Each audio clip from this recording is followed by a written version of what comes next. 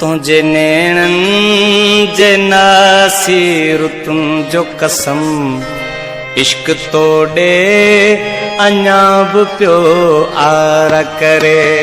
तुझे नैणन जे नासिर तुम जो कसम इश्क तोड़े अञा बि पियो आर करे। मन मां दोही तोले मरियो थो मरे मोहब्बतुन जे पुञायल अखियुनि जो कसम इश्क तोड़े अञा बि पियो वार करे।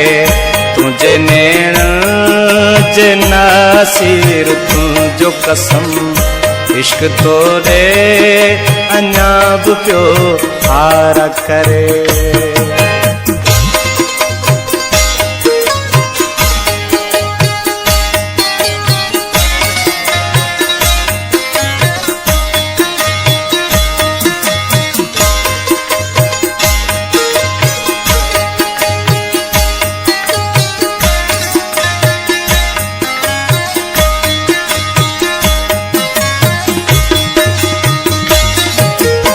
बेरुखी अजी रुगो भोर मौसम हिते दर्द खुशन जा चेहरा बुधाग्यो अते प्यार पहचाए प्यूं सब लिखी हिन वयूं जिंदगी मायूसिन जो शहर थी लगे शाम हर तो बिना जण तक हर थी लगे।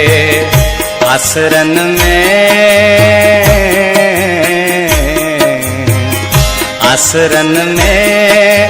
रखल हसरतुन जो कसम इश्क तोड़े अञा बि पियो वार करे। तुझे नैणन जे नासिर तुंहिंजो कसम इश्क तोड़े अञा बि पियो वार करे। नीह तोड़े अञा बि पियो आर करे।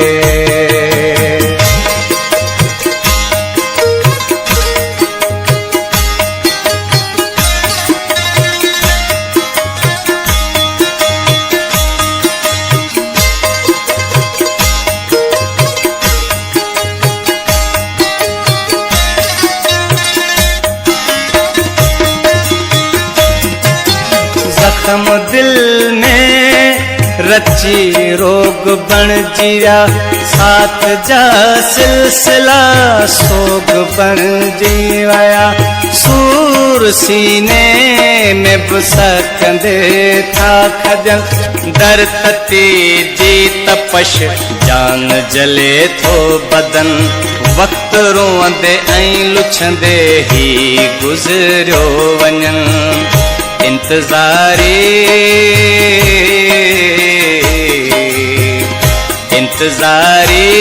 जे अणखुट लम्हन जो कसम इश्क तोड़े अञा बि पियो वार करे। मन मां दोही तोले मरियो थो मरे मोहब्बतुन जे पुञायल अखियुनि जो कसम इश्क तोड़े अञा बि पियो वार करे। मोहब्बतुन जे पुञायल अखियुनि जो कसम इश्क तोड़े अञा बि पियो वार करे।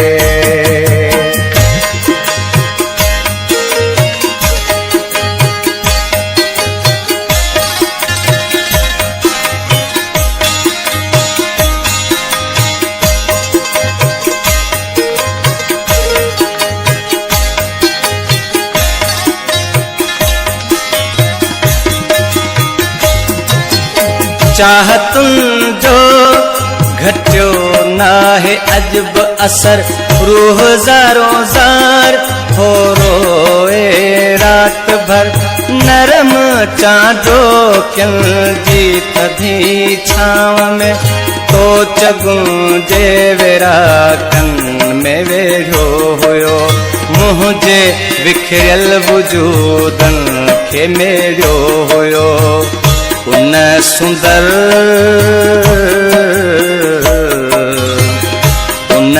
सुंदर सूंह जे साए तुंहिंजो कसम इश्क तोड़े अञा बि पियो वार करे तुंहिंजे नेणन जे नासीर तुंहिंजो कसम इश्क तोड़े अञा बि पियो वार करे मन मां दोही तोले मरियो थो मरे मोहबतुनि जे पुञायल अखियुनि जो कसम इश्क तोड़े अञा बि पियो वार करे तुंहिंजे नेणन जे नासीर तुंहिंजो कसम इश्क तोड़े अञा बि पियो वार करे।